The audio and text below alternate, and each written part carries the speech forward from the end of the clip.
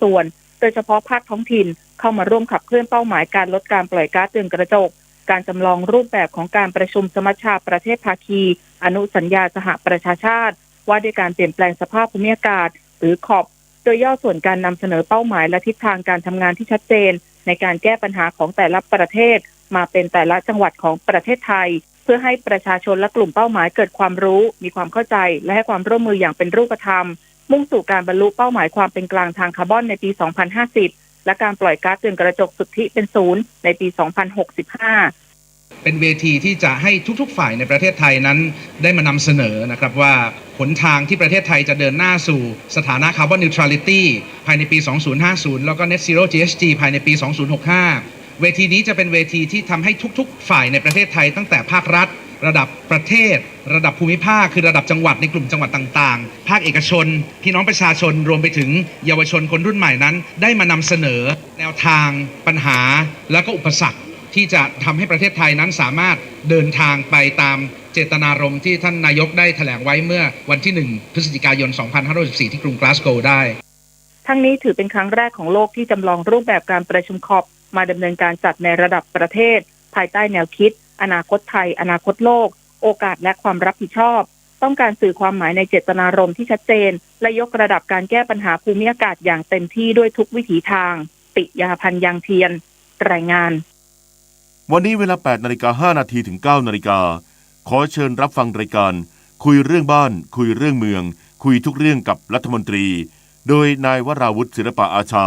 รัฐมนตรีว่าการกระทรวงทรัพยากรธรรมชาติและสิ่งแวดล้อมจะมาพูดคุยในประเด็นภาวะโลกร้อนเราเปลี่ยนโลกเปลี่ยนพร้อมตอบข้อสงสัยทางสถานีวิทยุกระจายเสียงแห่งประเทศไทยความถี่ 92.5 เมกะเฮิรตซ์ในระบบ FM และสถานีวิทยุเครือข่ายของกรมประชาสัมพันธ์ทั่วประเทศรวมทั้งรับชมออนไลน์ได้ที่ Facebook Radio Thailand Live ผู้อำนวยการสถาบันป้องกันควบคุมโรคเขตเมืองระบุ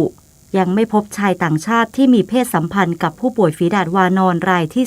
2ส่วนผู้สัมผัสใกล้ชิดผู้ป่วยพบเพิ่มรวมเป็น16คนทั้งหมดไม่มีอาการอยู่ระหว่างรอผลตรวจและสังเกตอาการต่อเนื่อง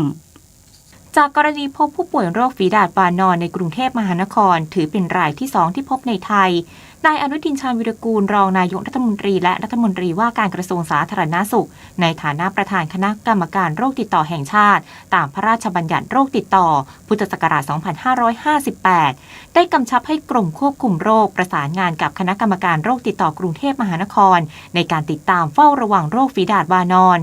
โดยกรมควบคุมโรคได้มอบให้หน่วยงานในสังกัดสถาบันป้องกันควบคุมโรคเขตเมืองและกองระบาดวิทยาลงพื้นที่เร่งติดตามค้นหาผู้ป่วยเข้าเกณฑ์สอบสวนโรคผู้สัมผัสเสี่ยงสูงประสานงานกับโรงพยาบาลวชิระพยาบาลที่ผู้ป่วยเข้าไปตรวจหาเชื้อและรักษาตัวและประชาสัมพันธ์ให้หน่วยงานในพื้นที่ที่เกี่ยวข้องดำเนินการติดตามสอบสวนโรคเพิ่มเติมตามแนวทางการเฝ้าระวังและสอบสวนโรคฝีดาษวานอนเพื่อควบคุมการแพร่ระบาดของโรคและความปลอดภัยของประชาชนในพื้นที่ล่าสุดนายแพทย์สุทัศน์โชตนพันธ์ผู้อำนวยการสถาบันป้องกันควบคุมโรคเขตเมืองกรมควบคุมโรคเปิดเผยถึงการสอบสวนโรคชายไทยอายุ 47 ปีที่ยืนยันป่วยโรคฝีดาษวานอนรายที่ 2 ของประเทศไทยแต่เป็นชาวไทยคนแรกมีประวัติมีเพศสัมพันธ์กับชายชาวต่างชาติโดยรู้จักกันผ่านทางโลกออนไลน์ว่าขณะนี้ทีมสอบสวนโรคยังอยู่ระหว่างติดตามหาชายชาวต่างชาติที่มีเพศสัมพันธ์กับผู้ป่วยหากมีรายละเอียดเพิ่มเติมจะแจ้งให้ทราบต่อไปส่วนผู้สัมผัสใกล้ชิดกับผู้ป่วยได้ข้อมูลเพิ่มเติมว่านอกจากผู้สัมผัสร่วมบ้าน10คนแล้วยังมีบ้านอีกหลังมีผู้สัมผัสอีก6คนรวมเป็น16คนซึ่งทั้งหมดไม่มีอาการแสดงแต่ได้เก็บสิ่งส่งตรวจทางห้องปฏิบัติการแล้วอยู่ระหว่างการรอผลตรวจและให้เฝ้าสังเกตอาการอย่างต่อเนื่องด้านนายแพทย์โอภาสการกวินพงศ์อธิบดีกรมควบคุมโรคกล่าวว่าโรคฝีดาษวานอนไม่ได้ติดต่อกันได้ง่ายต้องสัมผัสใกล้ชิดมากๆโดยสัมผัสกับตุ่มหนองแผลหรือสารคัดหลั่งของผู้ป่วยพร้อมย้ำมาตรการป้องกันโรคโควิด -19 สามารถใช้ได้กับโรคฝีดาษวานอนโดยหมั่นล้างมือบ่อยๆเว้นระยะห่างกินอาหารปรุงสุกไม่ใช้ของใช้ส่วนตัวร่วมกับผู้อื่นสวมหน้ากากอนามัยหลีกเลี่ยงสัมผัสกับผู้ป่วยที่มีตุ่มหนองหรือผู้ป่วยต้องสงสัยหากประชาชนมีอาการสงสัยว่าตนเองป่วยเข้าข่ายได้กับโรคฝีดาษวานอนสามารถติดต่อสถานพยาบาลใกล้บ้านเพื่อรับการตรวจหาเชื้อได้ทันทีหรือสอบถามข้อมูลได้ที่สายด่วนกรมควบคุมโรคโทร1422นฤมลอุดมพรรายงาน ประชาชนให้การตอบรับโครงการคนละครึ่งระยะที่ 5 ของรัฐบาลพร้อมขอบคุณที่เดินหน้าต่อและแบ่งเบาภาระประชาชนนายธนกร วังบุญคงชนะโฆษกประจำสำนักนายกรัฐมนตรีเปิดเผยว่าประชาชนพึงพอใจต่อโครงการคนละครึ่งระยะที่ 5 เป็นอย่างมากภายหลังคณะรัฐมนตรีได้อนุมัติโครงการดังกล่าวโดยสนับสนุนการใช้จ่ายจากภาครัฐในอัตรา50%ไม่เกิน150 บาทต่อคนต่อวันให้วงเงินไม่เกิน800 บาทต่อคนตลอดระยะเวลาโครงการตั้งแต่วันที่1กันยายนถึง31ตุลาคม2565ให้กับประชาชนผู้ได้รับสิทธิ์ที่เข้าร่วมโครงการจำนวนไม่เกิน 26,500,000 คนซึ่งประชาชนส่วนใหญ่มีเสียงตอบรับที่ดีกับโครงการนี้พร้อมขอบคุณรัฐบาลที่ไม่ทอดทิ้งประชาชนกำหนดมาตรการกระตุ้นเศรษฐกิจและช่วยเหลือประชาชนถือเป็นเรื่องที่ดีสามารถบรรเทาความเดือดร้อนแบ่งเบาภาระค่าใช้จ่ายได้เป็นอย่างมากทั้งนี้ประชาชนที่เคยใช้สิทธิ์โครงการคนละครึ่งระยะที่ 4สามารถยืนยันสิทธิ์เพื่อเข้าร่วมโครงการคนละครึ่งระยะที่ 5ผ่านแอปพลิเคชันเป๋าตังได้ตั้งแต่วันที่19สิงหาคมนี้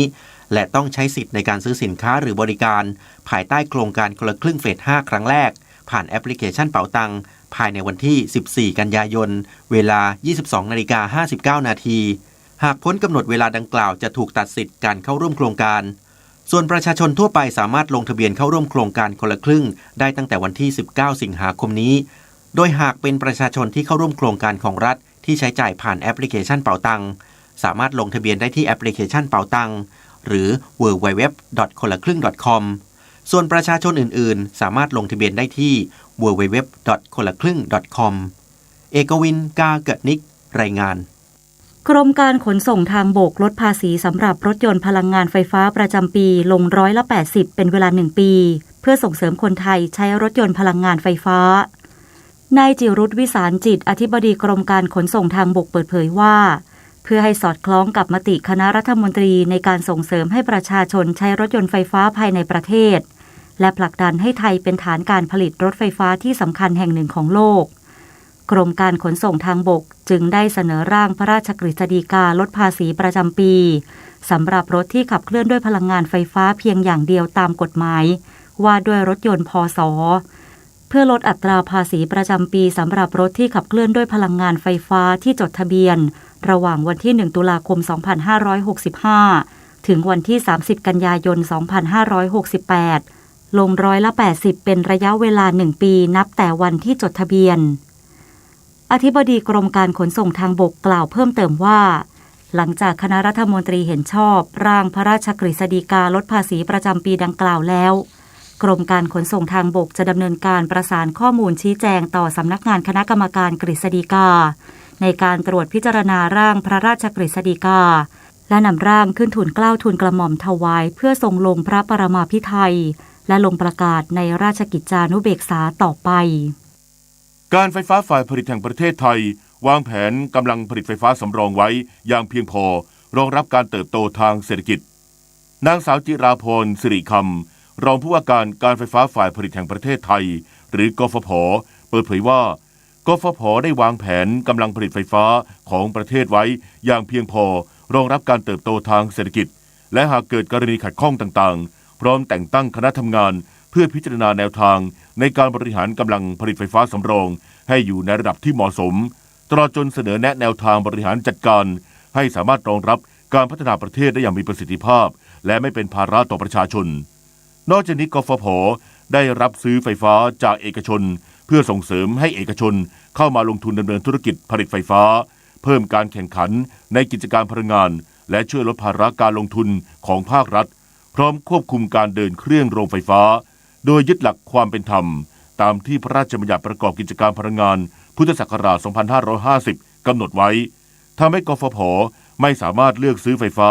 จากเอกชนรายใดรายหนึ่งเพื่อเอื้อประโยชน์รวมทั้งไม่สามารถเลือกเดินเครื่องเฉพาะโรงไฟฟ้าของกฟผ.ได้กบข.แนะสมาชิกใช้บริการศูนย์ให้คำปรึกษาทางการเงินเพื่อวางแผนการเงินวัยเกษียณนางศรีกัญญายาทิพย์เลขาธิการคณะกรรมการกองทุนบำเหน็จบำนาญข้าราชการหรือกบข.เปิดเผยว่าศูนย์ให้คำปรึกษาทางการเงินเป็นบริการให้ข้อมูลเกี่ยวกับผลิตภัณฑ์การเงินและความรู้ในการจัดการเงินเพื่อช่วยให้สมาชิกได้นำไปใช้ประกอบการตัดสินใจวางแผนทางการเงินเพื่อวัยเกษียณทั้งการเลือกอัตราออมเพิ่ม การเข้าใจนโยบายแผนการลงทุนและเลือกแผนการลงทุนที่เหมาะสมโดยศูนย์ให้คำปรึกษาทางการเงินเป็นการให้บริการแบบส่วนบุคคลให้ข้อมูลและแนวทางจัดการเงินที่ตรงกับความสนใจของสมาชิก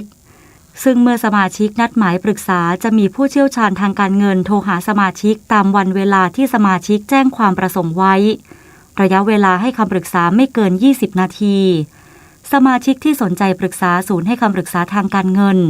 สามารถแจ้งความประสงค์ได้ที่2ช่องทางคือ 1. MyGPF Application และ 2. MyGPF เว็บไซต์หรือสอบถามข้อมูลเพิ่มเติมได้ที่ Contact Center 1179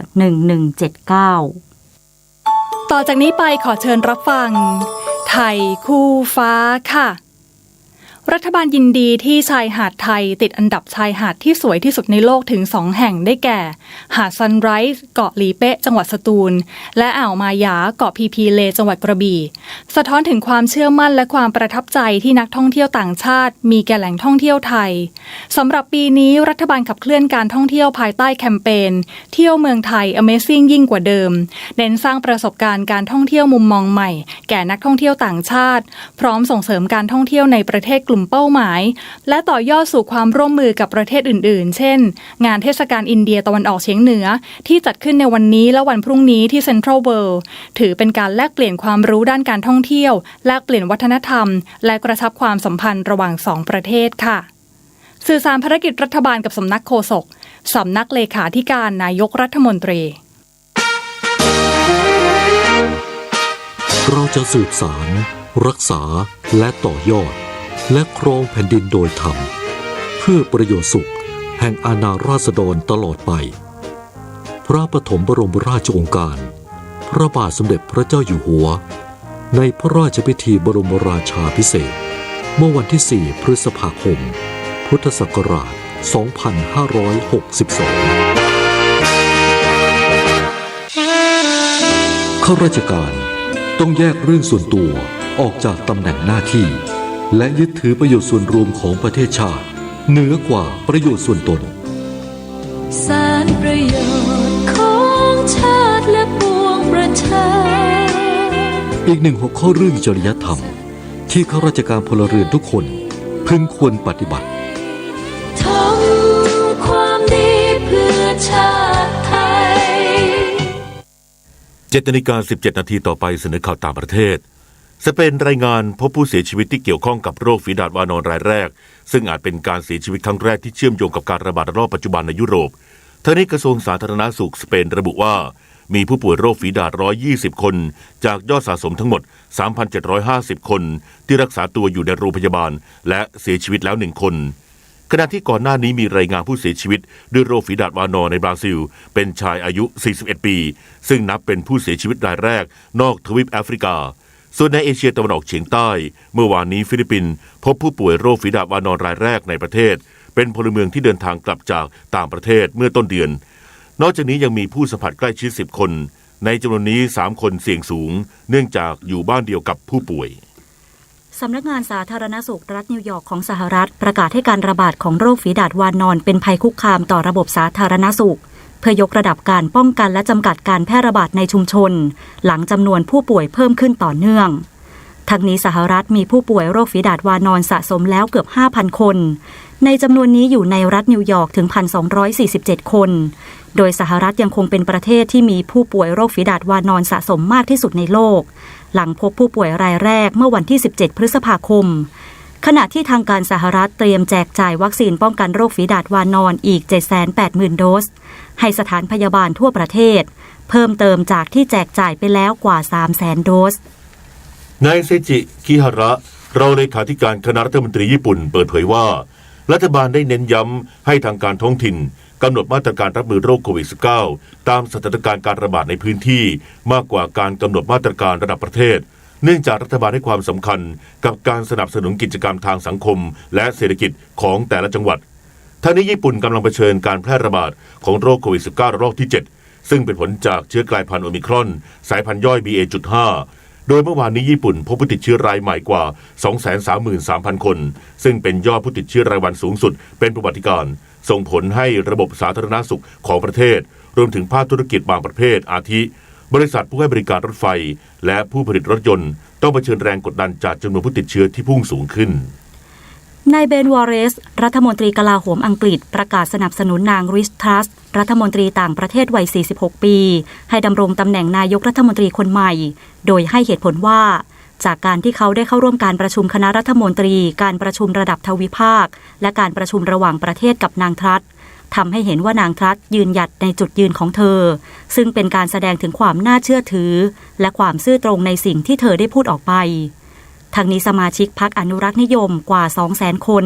จะลงคะแนนเลือกหัวหน้าพรรคคนใหม่ในรอบสุดท้ายและจะมีการประกาศผลการนับคะแนนอย่างเป็นทางการในวันที่ 5 กันยายนนี้ต่อไปรับฟังข่าวกีฬาค่ะการแข่งขันกีฬาเยาวชนแห่งชาติครั้งที่ 37 พัทลุงเกมเปิดฉากอย่างเป็นทางการแล้วได้รับเกียรติจากนายพิพัฒน์รัชกิจประการรัฐมนตรีว่าการกระทรวงการท่องเที่ยวและกีฬาเป็นประธานซึ่งการแสดงถ่ายทอดประเพณีวัฒนธรรมท้องถิ่นขณะที่การชิงชัยประเดิมจากกีฬาบูซูจันทบุรีได้2เหรียญทองจากพงษ์พันธ์เฉลิมทองประเภทยุทธลีลามือเปล่าไทจีฉวนชาย 9.06 คะแนนและธีรลักษณ์ท่าหลวงยุทธลีลาฉังฉวนชาย 8.20 คะแนนขณะที่ชลบุรีได้2เหรียญทองเช่นกันจากสุพิศรารอดพ้นยุทธลีลาทวนเสี่ยงสู้หญิง 8.83 คะแนนและภัทรพงษ์พาลียุทธลีลาหลานฉวนชาย 8.10 คะแนนทางด้านกีฬามหาวิทยาลัยอาเซียนครั้งที่ 20ที่มหาวิทยาลัยราชภัฏอุบลราชธานีทีมเทเบิลเทนนิสไทยคว้า3เหรียญทองด้วยการพิชิตนักกีฬาจากสิงคโปร์ทีมชายชนะ3-0คู่ทีมหญิงชนะ3-1คู่และคู่ผสมปัณณทัศน์ตั้งบวรพิเชษกับธนชนันท์ชูสัตยานนท์ตบชนะคู่สิงคโปร์3-2เกมซึ่งทีมปิงปองประชาชนไทยยังมีลุ้นอีก4เหรียญทองจากชายเดี่ยวและหญิงเดี่ยวและคู่ชายหญิงโดยผู้ช่วยศาสตราจารย์สุทธนะติงสภัทรหัวหน้าคณะนักกีฬาไทยเปิดเผยว่าจากผลงานที่ทัพนักกีฬาไทยคว้าไปแล้วกว่า30เหรียญทองทำให้มั่นใจว่าจะทะลุเป้าหมายที่ตั้งไว้40เหรียญทองและครองเจ้าเหรียญทองเป็นสมัยที่3ติดต่อกันมหกรรมกีฬาคนพิการอาเซียนพาราเกมครั้งที่11ที่เมืองโซโลประเทศอินโดนีเซียเตรียมเปิดฉากในวันนี้ที่มานาฮานสเตเดียมโดยการแสดงเจ้าภาพจะเน้นสื่อถึงมิตรภาพของบรรดานักกีฬาคนพิการทั่วภูมิภาคอาเซียนขณะที่ผู้ถือธงไตรรงค์นำขบวนนักกีฬาไทยเข้าสู่สนามคืออภิวัตแพงเหนือเจ้าของเหรียญทองวีลแชร์เรซซิ่ง100 เมตรชายพาราลิมปิกเกม 2020 ที่กรุงโตเกียวซึ่งทัพนักกีฬาไทยลุ้นเหรียญทองแรกจากกีฬายูโดกอล์ฟอาชีพสตรี SAT ไทยวิเมนทัวร์โอเพ่นสนามที่ 5 ที่เล็กวิวรีสอร์ทแอนด์กอล์ฟคลับจังหวัดเพชรบุรีโปรปลายพัชรธุธากงกระพันวัย30 ปีจากขอนแก่นทำผลงานวันสุดท้ายถูกเวลา7เบอร์ดี้แบบไม่เสียรวมสกอร์3วัน11อันเดอร์พาร์205คว้าแชมป์พร้อมเงินรางวัล 367,000 บาทเป็นความสำเร็จในการคว้าแชมป์อาชีพ3สัปดาห์ติดต่อกันขณะที่กอล์ฟหญิง LPGA ทัวร์และ Lady European Tour Trust Golf Women Scottish Open ลิเดียโคจากนิวซีแลนด์วันที่2ทำเพิ่ม7อันเดอร์สกอร์รวม14อันเดอร์พาร์130แซงขึ้นนำเดียวส่วนวิทยาเนมีชัยทำ8เบอร์ดี้1โบกี้สกอร์2วัน10อันเดอร์พาร์เท่ากับเซลีนบูติเยโปรสาวฝรั่งเศสเชื้อสายไทยอยู่อันดับ4ร่วมกันขณะที่โปรจีนอัธยาธิติกุล1โอเวอร์พาร์ปาจารีอนันต์ฤการและตรีฉัตรเกียงกลับเกิน3โอเวอร์พาร์ไม่ผ่านการตัดตัวพงษ์เกษมสมสุขรายงานต่อไปรับฟังพยากรณ์อากาศค่ะกรมอุตุนิยมวิทยารายงานพยากรณ์อากาศ24ชั่วโมงข้างหน้ามรสุมตะวันตกเฉียงใต้ที่พัดปกคลุมทะเลอันดามันภาคใต้และอ่าวไทยเริ่มมีกำลังแรงขึ้นประกอบกับมีหย่อมความกดอากาศต่ำปกคลุมบริเวณประเทศลาวตอนบนและเวียดนามตอนบนลักษณะเช่นนี้ทำให้ประเทศไทยมีฝนเพิ่มขึ้นและมีฝนตกหนักกับมีลมกระโชกแรงบางแห่งบริเวณภาคเหนือภาคตะวันออกเฉียงเหนือภาคตะวันออกและภาคใต้ขอให้ประชาชนในบริเวณดังกล่าวระวังอันตรายจากฝนตกหนักและลมกระโชกแรงที่อาจเกิดขึ้นในระยะนี้ไว้ด้วยสำหรับคลื่นลมบริเวณทะเลอันดามันและอ่าวไทยมีกำลังแรงขึ้นโดยทะเลอันดามันตอนบนมีคลื่นสูง 1-2 เมตรบริเวณที่มีฝนฟ้าคะนองคลื่นสูงมากกว่า2เมตรขอให้ชาวเรือเดินเรือด้วยความระมัดระวังและหลีกเลี่ยงการเดินเรือบริเวณที่มีฝนฟ้าคะนองพยากรณ์อากาศตั้งแต่เช้าวันนี้จนถึงเช้าวันพรุ่งนี้ภาคเหนือมีฝนฟ้าคะนอง140%ของพื้นที่กับมีฝนตกหนักและลมกระโชกแรงบางแห่งส่วนมากบริเวณจังหวัดเชียงรายพะเยาแพร่น่านอุตรดิตถ์และพิษณุโลกอุณหภูมิสูงสุด 35-37 องศาเซลเซียส ภาคตะวันออกเฉียงเหนือมีฝนฟ้าคะนอง60%ของพื้นที่กับมีฝนตกหนักบางแห่งส่วนมากบริเวณจังหวัดหนองคายบึงกาฬสกลนครและนครพนมอุณหภูมิสูงสุด 34-36 องศาเซลเซียสภาคกลางมีฝนฟ้าคะนอง40%ของพื้นที่ส่วนมากบริเวณจังหวัดอุทัยธานีสระบุรีลพบุรีกาญจนบุรีราชบุรีนครปฐมสมุทรสงครามและสมุทรสาครอุณหภูมิสูงสุด 35-37 องศาเซลเซียสภาคตะวันออกมีฝนฟ้าคะนอง60%ของพื้นที่กับมีฝนตกหนักบางแห่งบริเวณจังหวัดจันทบุรีและตราดอุณหภูมิสูงสุด 33-35 องศาเซลเซียสลมตะวันตกเฉียงใต้ความเร็ว 15-30 กิโลเมตรต่อชั่วโมงทะเลมีคลื่นสูงประมาณ1เมตรบริเวณที่มีฝนฟ้าคะนองคลื่นสูง 1-2 เมตรภาคใต้ฝั่งตะวันออกมีฝนฟ้าคะนอง60%ของพื้นที่กับมีฝนตกหนักบางแห่งบริเวณจังหวัดสุราษฎร์ธานีนครศรีธรรมราชพัทลุงสงขลาปัตตานียะลาและนราธิวาสอุณหภูมิสูงสุด 33-36 องศาเซลเซียสลมตะวันตกเฉียงใต้ความเร็ว 15-30 กิโลเมตรต่อชั่วโมงทะเลมีคลื่นสูงประมาณ1เมตรบริเวณที่มีฝนฟ้าคะนองคลื่นสูง 1-2 เมตรภาคใต้ฝั่งตะวันตกมีฝนฟ้าคะนอง60%ของพื้นที่กับมีฝนตกหนักบางแห่งบริเวณจังหวัดระนองพังงากระบี่ภูเก็ตและตรังอุณหภูมิสูงสุด 32-35 องศาเซลเซียสตั้งแต่จังหวัดพังงาขึ้นมาลมตะวันตกเฉียงใต้ความเร็ว 15-35 กิโลเมตรต่อชั่วโมงทะเลมีคลื่นสูง 1-2 เมตรบริเวณที่มีฝนฟ้าคะนองคลื่นสูงมากกว่า1เมตรตั้งแต่จังหวัดภูเก็ตลงไปลมตะวันตกเฉียงใต้ความเร็ว 15-30 กิโลเมตรต่อชั่วโมงทะเลมีคลื่นสูงประมาณ1เมตรบริเวณที่มีฝนฟ้าคะนองคลื่นสูง 1-2 เมตรกรุงเทพมหานครและปริมณฑลมีฝนฟ้าคะนอง60%ของพื้นที่อุณหภูมิสูงสุด 34-36 องศาเซลเซียสสภาวะระดับน้ำในแม่น้ำเจ้าพระยาที่หน้ากองบัญชาการกองทัพเรือคำนวณโดยกรมอุทกศาสตร์กองทัพเรือวันนี้น้ำขึ้นเต็มที่เวลา 6:41 นาทีสูงกว่าระดับทะเลปานกลาง97เซนติเมตรและเวลา 22:15 นาทีสูงกว่าระดับทะเลปานกลาง1เมตร64เซนติเมตรน้ำลงเต็มที่เวลา 3:36 นาทีสูงกว่าระดับทะเลปานกลาง69เซนติเมตรและเวลา 15:16 นาทีต่ำกว่าระดับทะเลปานกลาง70เซนติเมตรวันนี้ที่ประภาคารกาญจนาภิเษกแหลมพรหมเทพจังหวัดภูเก็ตดวงอาทิตย์ตกเวลา 18:48 นาทีกรุงเทพมหานครดวงอาทิตย์ตกเวลา 18:48 นาทีขณะที่เมื่อวานนี้กรมฝนหลวงและการบินเกษตรได้ขึ้นบินปฏิบัติการฝนหลวง7หน่วยปฏิบัติการช่วยเหลือพื้นที่การเกษตรที่ขาดแคลนน้ำบางส่วนของจังหวัดกาญจนบุรีสุพรรณบุรีลพบุรีนครสวรรค์ชัยภูมิมหาสารคาม101สระแก้วและเพิ่มปริมาณน้ำเก็บกักให้กับพื้นที่ลุ่มรับน้ำจำนวน13แห่ง1 นาทีกับกปท.กองทุนเพื่อความปลอดภัยในการใช้รถใช้ถนนเชิญชวนประมูลทะเบียนรถเลขสวยลักษณะพิเศษ Special License Plate ครั้งที่ 2 จำนวน130หมายเลขที่จะนำออกประมูลในการประมูลทะเบียนรถเลขสวยลักษณะพิเศษครั้งที่ 2 ในวันที่ 3 สิงหาคม 2565 นี้ผู้ที่สนใจร่วมประมูลด้วยตนเองได้ที่อาคาร6ชั้น7กรมการขนส่งทางบกหรือประมูลทางระบบอินเทอร์เน็ตทาง www.ทะเบียนรถ .com สามารถติดตามรายละเอียดการประมูลหมายเลขทะเบียนรถที่มีลักษณะพิเศษเพิ่มเติมได้ทาง www.ทะเบียนรถ .com หรือสำนักงานกองทุนเพื่อความปลอดภัยในการใช้รถใช้ถนนโทรศัพท์022725937หรือสายด่วนกรมการขนส่งทางบกโทร1584ด้วยความปรารถนาดีจากกรมประชาสัมพันธ์และกองทุนเพื่อความปลอดภัยในการใช้รถใช้ถนนกรมการขนส่งทางบกกระทรวงคมนาคมรู้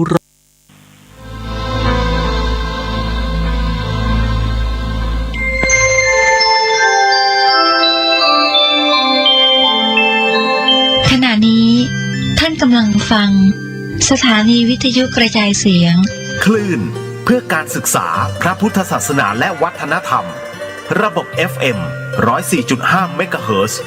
ออกอากาศณวัดฝายหินตำบลสุเทพอำเภอเมืองจังหวัดเชียงใหม่โทรศัพท์053-226-058 053-943-691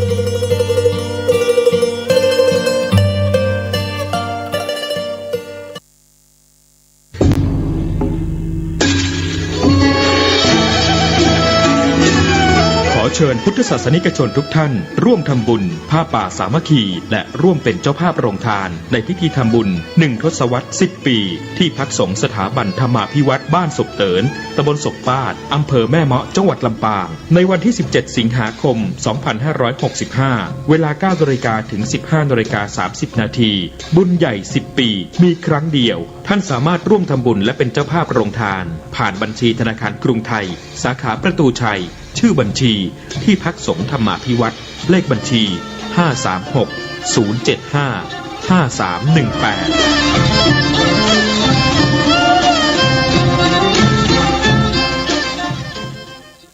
ข่าวสารเพื่อการประชาสัมพันธ์กำหนดการฟังเทศรายการรถด่วนขบวนพิเศษฤดูกาลเข้าพรรษาปี 2565 จัดโดยคณะสงฆ์จังหวัดเชียงใหม่องค์กรเครือข่ายชาวพุทธจังหวัดเชียงใหม่ดำเนินงานโดยกลุ่มหนุ่มสาวจังหวัดเชียงใหม่12ขบวนมีขบวนแรกตรงกับวันที่ 21 กรกฎาคม 2565 แรม 8 ค่ำเดือน 10 เหนือไปยังพุทธสถานเชียงใหม่20 นาฬิกาสภาวัฒนธรรมอำเภอเมืองเชียงใหม่เป็นเจ้าภาพฟังพระธรรมเทศนา1กันขบวนที่2เป็นวันที่ 28 กรกฎาคม 2565 แรม 15 ค่ำเดือน 10 เหนือมายังพุทธสถานเชียงใหม่20 นาฬิกาจัดกิจกรรมวันเฉลิมพระชนมพรรษาพระบาทสมเด็จพระเจ้าอยู่หัวกลุ่มหนุ่มสาวจังหวัดเชียงใหม่เป็นเจ้าภาพขบวนที่3วันที่5สิงหาคม 2565 ขึ้น 8 ค่ำเดือน 11 เหนือไปยังวัดศรีมารามตำบลสันกลางอำเภอสันกำแพงจังหวัดเชียงใหม่20 นาฬิกาฟังพระธรรมเทศนา1กันขบวนที่4 12 สิงหาคม 2565 ขึ้น 15 ค่ำเดือน 11 เหนือกลับมายังพุทธสถานตำบลช้างคานอำเภอเมืองเชียงใหม่จัดกิจกรรมวันแม่กลุ่มหนุ่มสาวจังหวัดเชียงใหม่เป็นเจ้าภาพ20 นาฬิกาขบวนที่5เสาร์ที่ 20 สิงหาคม 2565 แรม 8 ค่ำเดือน 11 เหนือเดินทางไปยังขวงพญามังรายตำบลศรีภูมิอำเภอเมืองเชียงใหม่จังหวัดเชียงใหม่ฟังพระธรรมเทศนา1กันจัดงานโดยวัดพระธาตุดอยสุเทพเป็นเจ้าภาพขบวนที่6 26 สิงหาคม 2565 แรม 14 ค่ำเดือน 11 เหนือไปยังวัดโชติกุลสุวรรณารามวัดหมูบุญตำบลสุเทพอำเภอเมืองเชียงใหม่จังหวัดเชียงใหม่20 นาฬิกาฟังพระธรรมเทศนา1กันขบวนที่7 3 กันยายน 2565 ขึ้น 8 ค่ำเดือน 12 เหนือเดินทางไปยังวัดหนองเต่าคำตำบลป่าไผ่อำเภอสันทรายจังหวัดเชียงใหม่20 นาฬิกาฟังพระธรรมเทศนา1กันขบวนที่8 10 กันยายน 2565 ขึ้น 15 ค่ำเดือน 12 เหนือกลับมายังพุทธสถานเชียงใหม่20 นาฬิกาเป็นการจัดงานวันกตัญญูพุทธสมาคมและมูลนิธิพุทธสมาคมเป็นเจ้าภาพขบวนที่9 18 กันยายน 2565 แรม 8 ค่ำเดือน 12 เหนือรถ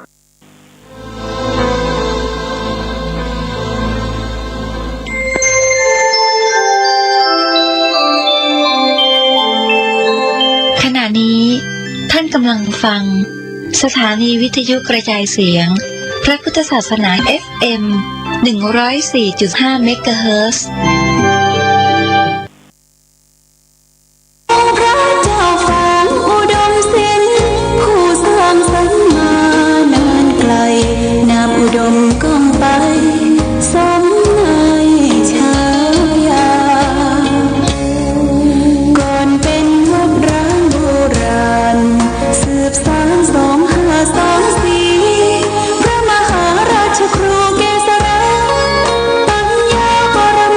ต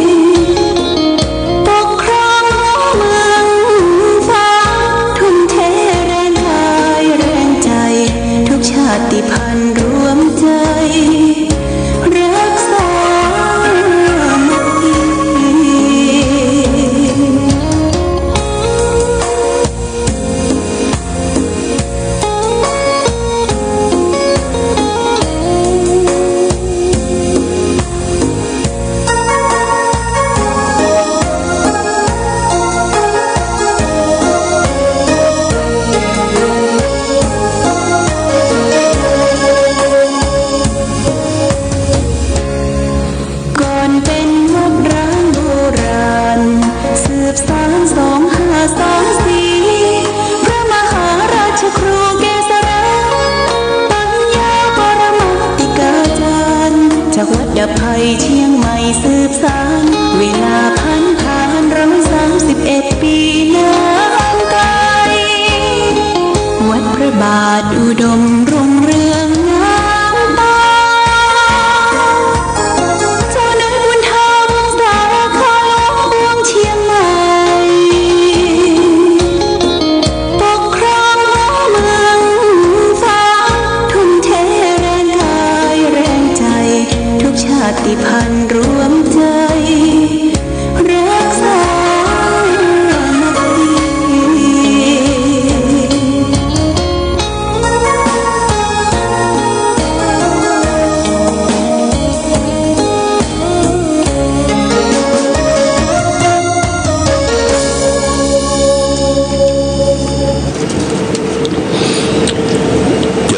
สุขศรัทธาสาธุชนญาติโยมท่านพุทธบริษัททั้งหลายวันนี้รายการธรรมประทีปส่องต่างก็ได้มาพบปะกับพ่อแม่พี่น้องศรัทธาสาธุชนญาติโยมแห่งครั้งหนึ่งวันนี้เป็นวันเสาร์ที่30เดือนกรกฎาคมพุทธศักราช2565ซึ่งตรงกับเดือน11เหนือเดือนเก้าไต่ขึ้น2 ค่ำญาติโยมวันนี้เป็นวันเสาร์นะวันหยุดการหยุดงานของข้าราชการบ้านเมืองสถานการศึกษาแล้วก็อากาศวันนี้ฟ้าแจ้งจางปังฟ้าแจ้งบ่มีฝนบ่มีลมอย่างตกลงมาแต่ก็พร้อมกันนั่นกับวันนี้ก็จะเป็นวันปฏิบัติธรรมประจำวันเสาร์ของชมรมผู้ปฏิบัติธรรมประจำวันเสาร์เชิญญาติโยมท่านสาธุชนว่างจากภารกิจปลีกตัวปลีกใจขึ้นไปปฏิบัติธรรมร่วมกันที่สำนักปฏิบัติธรรมวิปัสสนาน้ำบ่อสวาสถานที่ปฏิบัติธรรมแหล่งที่21ของจังหวัดเชียงใหม่วันนี้หลวงพ่อก็จะอยู่ไม่ได้ไปไหนเนาะเมื่อไม่ได้ไปไหนก็อยู่เป็นกู้เป็นกิมนำญาติโยมไหว้พระสวดมนต์มาพร้อมเพรียงกันก็การปฏิบัติธรรมก็เริ่มตั้งแต่9 โมงไปถึง11 โมงเก่งประมาณสัก2 ชั่วโมงปลายก็มีการไหว้พระสมาทานศีล 5แล้วก็สวดมนต์แปรเดินจงกรมขึ้นกรรมฐานแล้วก็เจริญสมาธิภาวนาญาติโยมนะมีโอกาสได้ไปร่วม7 วันไปอาบน้ำฟังธรรมในช่วงกลางพรรษานี่ก็ถือว่าเป็นช่วงที่เราจะต้องประพฤติปฏิบัติธรรมญาติโยมท่านสาธุชนที่ไปบ่ได้เป็นคนไข้ติดเตียงหรือลุกยากนั่งยากเดินยากบ่มีไผไปส่งก็ปฏิบัติธรรมอยู่ที่บ้านเด้อที่บ้านที่จองเคหสถานกินอย่างเบาๆน้อยๆตอนเจ้าแล้วก็นุ่งชุดขาวเข้าไหว้พระแล้วก็สวดมนต์เดินจงกรมก็ถ้าเดินยากก็กำหาวญาติโยมกำหาวไปหาวมาเอ็กเซอร์ไซส์ซ้ายอย่างหนอขวาอย่างหนอที่ระเบียงบ้านที่บนบ้านของเฮาก็ได้เสร็จแล้วก็นั่งเจริญสมาธิภาวนาแผ่เมตตาหยาดน้ำยังกินจิพื้นเมืองหรือว่าบ่ได้ก็หยาดน้ำในใจน้ำหยาดก็คือน้ำที่แผ่กุศลผลตาลให้แก่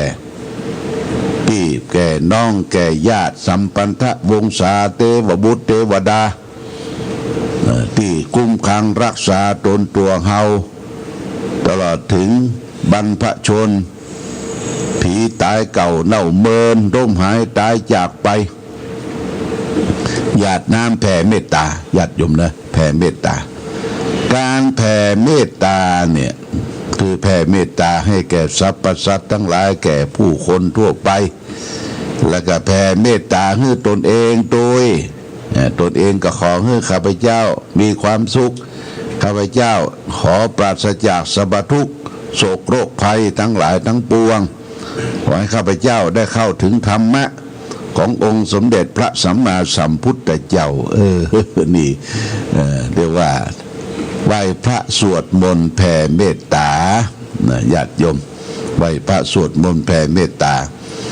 คู่มือก็มีญาติโยมนะคู่มือไหว้พระสวดมนต์ของวัดพระบาทอุดมนี่เป็นสวดมนต์แปล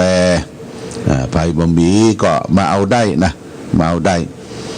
ปูจาเอาญาติโยมปูจา10 บาท20 บาทได้ถ้าเอาไปบดานี่มันบักขลังบ่ซักซิดนะปูจาเอาจะบ่ได้เป็นหนี้สงฆ์20 บาท20 บาทปูจาเล่มหนึ่ง20 บาทแล้วก็เอาไปไหว้ไปสักการะบูชาบางท่านก็ไปเอาหญ้าไปพิมพ์ต่อญาติโยมพิมพ์ต่อปุ้นลงพิมพ์ที่ลำพูนณัฐพลการพิมพ์เนี่ยลงพิมพ์อยู่ที่หั่นเขาจะพิมพ์เป็น100เป็น200-300ก็ได้แต่การไปพิมพ์ไม่ใช่พิมพ์บ่ได้นะต้องรวมตัวกันออกค่าใช้จ่ายแล้วก็เอามารวมกันไหว้พระสวดมนต์แปลอย่างนี้เป็นต้นวันนี้ได้มาพบกันญาติโยมท่านสาธุชนก็จะได้นำสาระธรรมนำมาฝากคือแก่ศรัทธาญาติโยมสาระธรรมที่จะได้นำมาฝากในวันนี้ก็เรื่องการพัฒนาการของคนนะการพัฒนาการของคน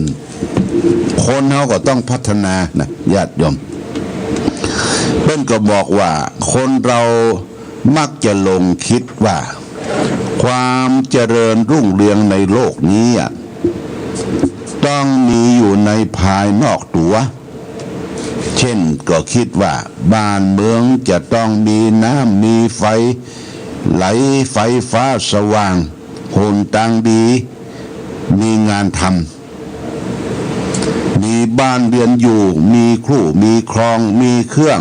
ไม้ใจสอยครบครันภายในบ้านมีลูกเต็มบ้านมีหลานเต็มเมืองเป็นต้นแล้วก็ดิ้นรนขนขวายเพื่อจะเสาะแสวงหาสิ่งเหล่านั้นพอคิดว่าเป็นสถานที่ดีเป็นสถานที่เจริญสิ่งของเจริญและผู้คนเจริญเหล่านั้นที่ลงคิดผิดอย่างชุกชะกันยิ่งขึ้นไปกว่านั้นก็คือคิดว่าคนรุ่งเรืองจะต้องมีวิชามีความฉลาดรอบรู้กล้าพูดกล้าทำดูหนังถือมือถือดูหนังเป็นถือมือถือโทรศัพท์เอาห้อยเอวต้องย่องต้องแง่งนะว่าเป็นคนทันสมัยพัฒนาและนอกจากนั้นก็ต้องเอวเก่งดื่มเหล้าเก่งบายบปอมาผีกัญชาแห่งประเดี๋ยวนี้นะกัญชาที่เปิ้นปลูกเปิ้นฝังอนุญาตเนี่ยเอาเข้าลุญาติโยมจะลุละเละแล้วนะประเดี๋ยวนี้นะกฎหมายบอกคือผ่านว่ากัญชาเนี่ยเป็นยาที่จะบำบัดโรคเพราะว่ากฎหมายผ่านเนี่ยคนก็ทะทางลังเสาะหามาบางทีก็แจกกันไปปลูกคนที่มันเคยสูบเคยผีอยู่แล้วตายังดังมองดีดเนี่ยนะตายังใกล้ถูกแดดนะมาบแลมเนี่ยญาติโยมแบ่งบ้องกัญชาเอาไปขายให้ฝรั่งแบ่งบ้องกัญชาปันมวนบุรีเอาใส่บุรีสูบมันสาบนะหลวงพ่อนี่ถ้าอยู่สัก5 เมตรนี่ 5 เม็ด10 เม็ดเนี่ยสาบเลยกลิ่นมันสาบกลิ่นกัญชาสาบกลิ่นบุหรี่ในญาติโยมเอาเข้าลามไปถึงลูกเด็กแดงเหล็กละอ่อนเยาวชนมั่วกันไปหมดเอาละทีนี้กฎหมายลูกกฎหมายที่มีจะปราบปรามอย่างไรอย่างเราได้ยินข่าวว่าเอากัญชามา200 กว่ากิโลข้ามฝั่งหนองคายมาตำรวจไปจับไปยับฉันถูกกฎหมายวะแล้วก็เอากฎหมายอย่าไปเถ่งเปิ้นกฎหมายนำเข้าพืชวะกัญชาบ่ได้จับกฎหมายนำเข้าพืชพักนำเข้าประเทศญาติโยมลำบากนะลำบากเราก็ต้องช่วยกันรณรงค์สอดส่องดูแลเรื่องของยาเสพติดเป็นพิษเป็นภัยต่อสังคมลูกหลานประเทศชาติบ้านเมืองของเราเสียผู้เสียคนไปนักเนี่ยประเด็นนี้คนเสียนักอย่างเมื่อ 2-3 ปีที่แล้ว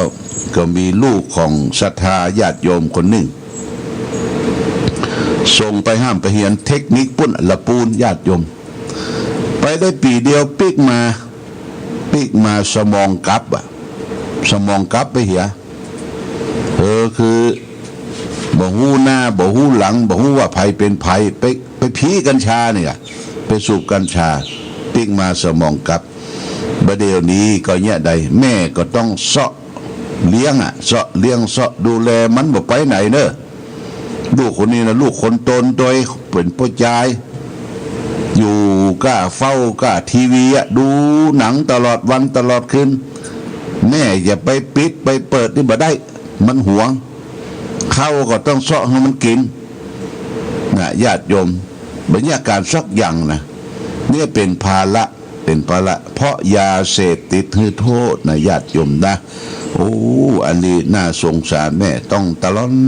ลอนเสาะสะตุ้งสะตางเลี้ยงครอบเลี้ยงครัวเลี้ยงลูกเลี้ยงเต้ามันเป็นหนุ่มโจ๊ะโละบัลเล่นเป็นสมองกับญาติโยมสมองกับบ่ฮู้จักภัยเป็นภัยฮู้จักแม่อยู่ฮู้จักเวลาใดฮู้จักอยากกินข้าวถ้าแม่ไปปิดทีวีในแปลงตาขวางแล้วบัดได้มันขางทีวีมันจะต้องนั่งเฝ้าทีวีอยู่ตลอดเวลาเนี่ยจะได้ญาติโยมนะมาช่วยกันคิดพิจารณาเพราะฉะนั้นเปิ้นว่าการพัฒนาของคนนี่ญาติโยมถ้าคนเฮาศูนย์กลางของการรองรับความเจริญนี่นะเขาจะบอกว่าโลกมันเจริญตึงวันเนี่ยจนกูบักกับญาติโยมมีโทรศัพท์มีมือถือมีไลน์มีเฟซบุ๊กการหันตัวญาติโยมแต่จิตใจเขาบ่ได้พัฒนาเนี่ยเปิ้นว่ามันล้มเหลวคนกินยาตายโดดตึกตายอย่างประเทศญี่ปุ่นเนี่ยประเทศที่เจริญเนี่ยญาติโยมมีคนฆ่าขวดตายนักฆ่าตัวตายเนี่ยโดดตึกตายโดดข้ามสู่สะพานโดดสะพานตายโดดรถจนตายนี่มีหนักญาติโยมเพราะฉะนั้นสรุปว่าในตัวนี่เขามีศูนย์กลางที่รองรับความรุ่งเรืองอยู่ที่จิตที่จิตเฮาเนี่ยถ้าศูนย์กลางอันนี้มีความร้าวสลายมีความกักขระหยาบคายและมีความสกปรกโสมมมีความมืดปกคลุมอยู่เสียแล้วเนี่ยความรุ่งเรืองภายนอกก็จะสิ้นความหมายความสุขอันที่จะพึงได้รับสิ่งเหล่านี้ก็พังทลายไปหมดนะญาติโยมนะพังทลายไปหมดฉะนั้นมีบทอันยิ่งใหญ่ของการพัฒนาจึงอยู่ที่การฝึกตนให้ตนมีความอดกลั้นทนทานและมีความละอายเกรงกลัวต่อบาปทุจริตฝึกจิตของตนให้อยู่ในความควบคุมให้ได้ให้รู้จักความผิดชอบชั่วดีทั้งมวลสร้างมาตรฐานของจิตใจ บ่ให้มีความมักมากในอารมณ์บ่ให้มันจมอยู่ในตัวห่วงแห่งความรักความชังและความหลงเป็นต้น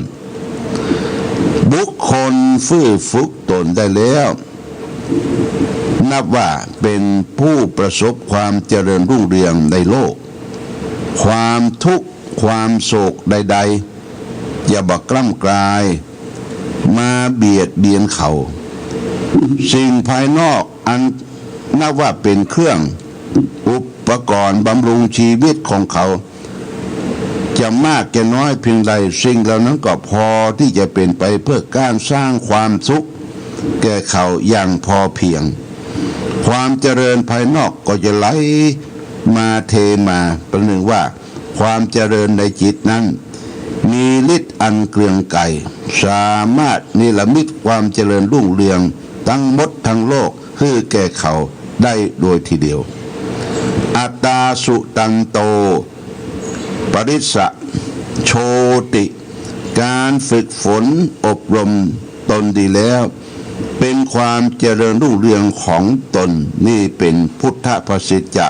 สคาทวักอังคุตรนิกายเลยญาติโยมนะพระพุทธเจ้าตรัสรับรองแล้วว่าการฝึกฝนตนโดยเอาจิตเป็นที่ตั้งการฝึกจิตดีแล้วเนี่ยฝึกตนดีแล้วย่อมนำมาความสุขความเจริญให้แก่ชีวิตเพราะฉะนั้นความสุขความเจริญไม่ใช่สิ่งภายนอกอย่างเดียวมันอยู่ที่เฮาตัวญาติโยมอยู่ที่เฮาตัวอยู่ที่ตัวเก่าตัวคือฝึกจิตฝึกใจเขาก็มาชั่งน้ำหนักตัวเองดูว่าตื่นขึ้นมาเนี่ยจิตใจมันไปทางใดมันใครได้อะหยังมันตุกเรื่องอะหยังเขาก็ต้องฝึกดูตัวเองตัวเก่านะหรือมันมากมันใครได้จนเกินไปจนเป็นทุกข์เป็นร้อนจนไปกู้หนี้ยืมสินของคนอื่นมาลงทุนลงแรงเนี่ยยากโยมอย่างเฮาหันถึงวันเนี่ยคนเป็นหนี้เป็นสินกันนักไม่ได้อยู่บ้านอยู่จองญาติโยมมีหมวกกันน็อกหรือมามีหมวกกันน็อกมาทวงหนี้ทวงสินนี้เจริญเปิดเปิงหาความสุขในปัจจุบันบ่ได้เพราะอย่างเพราะความอยากญาติโยมความอยากความทะเยอทะยานไปกู้หนี้ยืมสินเปิ้นมาแทนที่จะเอามาค้ามาขายจับจ่ายใช้สอยในชีวิตเมื่อมันขาดทุนได้กำไรโอ้เอาไปไหลน้ำเนี่ยเอาไปไหม้กับไฟเนี่ยไหลน้ำอย่างไหลน้ำแม่โขงน้ำแม่โขงไปกินเหล้าอย่าล่องต้องแต่งปากแบนแพร่แล้วก็ไปกินไฟดูดไฟดูดบุหรี่ดูดกัญชาดูดกาวเฮโรอีนตลอดถึงยาบ้านี่ญาติโยมแล้วก็ไปเล่นการพนันขันต่อเล่นกันยังหามรุ่งหามค่ำบางคนพ่อแม่ทิ้งมรดกไว้เป็นล้านนะญาติโยมนะเป็นล้านหมดเอาไปผ่านเล่นการพนันถ้าเขาหูว่าเขามีสตางค์นี่นะมีสตางค์แล้วก็เขาชอบเล่นการพนันหมู่เล่นการพนันหมู่ที่จะคดจะโกงเขาเปิ้นรวมหัวกันญาติโยม รวมหัวกันจวนกันเผามันแรกก็คือมันได้ก่อน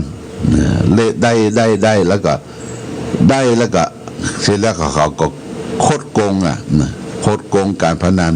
เราดูในทีวีเนี่ยการคดโกงการพนันมีทุกรูปแบบมีทุกรูปแบบเรื่องไฮโลไพ่อย่างต่างๆเนี่ยญาติโยมมันโกงกันเพราะฉะนั้นเราก็ต้องระมัดระวังเรื่องหวยเรื่องเบอร์ก็เหมือนกันบางคนก็ทุ่มเทไปจนหมดเนื้อหมดตัวจนสร้างทรัพย์สินบ่เกิดขึ้นเป็นหนี้เป็นสินเปิ้นใช้เครดิตไปแต่งหวยให้ญาติโยมโอ้มันนี่มันตึงมาแล้วเนอ2ตัว3ตัวนะกำฟันแน่แต่บ่แปะเลขหมุนยังไม่ละปูนเหลือก็เตียวก้อมปวดโทญาติโยมสู้เฮาเสาะว่าหากิน ตามที่เฮาได้พอใจในสิ่งที่ตนมีพอดีในสิ่งที่ตนได้ก็มีความสุขญาติโยมความสุขอยู่ที่ตัวเฮานะอยู่ที่จิตใจเฮาอยู่ที่ความปอทราบใดเมื่อใดมันบอกปอเนี่ยญาติโยมโอ้มันทุกข์ตลอดวันตลอดเดือนตลอดปีตื่นขึ้นมาก็ว่าไปเสาะสตางค์ที่ไหนวันเดียวบ่มีเหลือแห้งกับไปกู้เปิ้นเอาให้เอานาเอาที่ดินที่สวนเป็นนั่งเอาเนี่ยญาติโยมก็เป็นเรียกว่าบดไปเสี่ยงไปเป็นละอย่างนี่ก็ทางศาสนาพุทธของเขาก็ถือว่าเป็นเรื่องกรรมนะเรื่องกรรมเช่นเดียวกันกรรมคือการกระทำของคนเฮาทำกรรมดีย่อมได้รับผลดีทำกรรมชั่วย่อมได้รับผลชั่วบางคนมีกรรมประจำตัวเองบ่ยอมแก้ไขญาติโยมบ่ยอมแก้ไขเพราะว่ากรรมเนี่ยมันแก้ไขได้แก้ไขก็คือทำกรรมดีเพิ่มขึ้นมาคือมันหยุดยั้งกรรมชั่วทั้งกายวาจาและใจเราก็มาทำกรรมดีทั้งกายวาจาและใจเมื่อกรรมดีมันนักมันก็แซงกรรมชั่วไปมันก็หยุดยั้งแต่กรรมชั่วมันก็บ่หายนะนั่นก็เป็นมละบนทินเครื่องเศร้าหมองที่ติดแปดเปื้อนอยู่ในจิตในใจเฮาตราบใดกำลังจิตกำลังกายกำลังสร้างความดีมันลดน้อยถอยลงหมดแบบกรรมชั่วมันมาละมาละญาติโยมเป็นเจ็บเป็นป่วยเป็นเสียเข้าเสียของเสียองค์ลักษณะอย่างกันลูดตีนลูดมือไปหมดโอ้ปะตอลูดตีนลูดมือไปหมดคิดยังบ่ออกญาติโยมบอกก็บ่ถูกนี่เพราะว่ากรรมชั่วมันมาปกคลุมปกหุ้มเฮานะญาติโยมบ่ฮือหันได้ทำกรรมดีก็ทำไปบางทีก็ทำเพื่อเปิ้นการเปิ้นทำก็ทำด้วยจิตใจแรงกล้านี่บ่ค่อยจะทำจิตศรัทธาอันเชื่อมั่นแล้วบ่ค่อยจะทำหันเปิ้นทำก็ทำไปคือมันโปนกำปากกำจากำว่าคนอื่นเขาอย่างนี้เอาเปิ้นว่าญาติโยมเพราะฉะนั้นเฮาจิตใจตั้งมั่นทำแต่คุณงามความดีคือการรักษาศีลปั้มเพ็งเจริญสมาธิภาวนาก็จะนำพาให้เกิดความสุขสงบเย็นได้อย่างนี้เป็นต้นนะญาติโยมฝากไว้วันนี้ได้มาพบญาติโยมท่านสาธุชนต้องขอบคุณอนุโมทนาสาธุกับญาติโยมเจ้าภาพเจ้าศรัทธาที่ได้ร่วมกันทำบุญสุนทานแต่ว่านี่เพิ่นมาหาหลวงพ่อหาสถานีมาไหว้พระเจ้าฝางพระนางสามถิวแต่บ่พบวันก่อนนั่นก็ศรัทธาห้างชัดท่าวังเป้าลำปางน่ะมากัน4-5 คนว่ามาบ่พบฝากสตางค์ไว้เป็นค่าไฟฟ้า250 บาทโมทนาสาธุแต่ว่าวันซื้อน่ะวันที่29ว่าตะวาด้วยเนาะวันนี้วันที่30แม่คำแก้วแม่หลานวรรณศักดิ์พร้อมโดยลูกหลานมาจากปุ้นบ้านห้องแช่ใหม่ตำบลห้วยไข่แม่สายเชียงรายมาเยี่ยมคารวะหลวงพ่อฟังจากวิทยุจะมาเก็บบะกอกว่ะ บะกอกบัลลนเด้อเนอะญาติโยมนะบะกอกครูบาบัลลนเตี้ยมันบะสุกเต็มที่เตี้ยมันหล่นจะบอกคืออย่ามาเก็บบะกอกแล้วก็แวะหอมสตางค์กันทำบุญสุนตาว่าอุทิศส่วนกุศลไปให้พ่ออุ้ยแปงแม่อุ้ยสิงคำจันทราภูลนายพรชัยวรรณศักดิ์และนางสมศรีล่ามแก้วศักดิ์อยู่500 บาทนี่แล้วก็ฝากทำบุญฝ้าไฟฟ้าสถานีแห่ง200 บาทรวมเป็น700 บาทนี่ก็ฝากไว้ให้พระเนรหลวงพ่อได้รับเรียบร้อยแล้วเน้อโมทนาสาธุกับแม่คำแก้วแม่หลานวรรณศักดิ์พร้อมด้วยลูกหลานศีลหน้าว่านะเป็นว่าวันที่9หรือวัน9 ค่ำ10 ค่ำ ธงชาติและเพลงชาติไทยเป็นสัญลักษณ์ของความ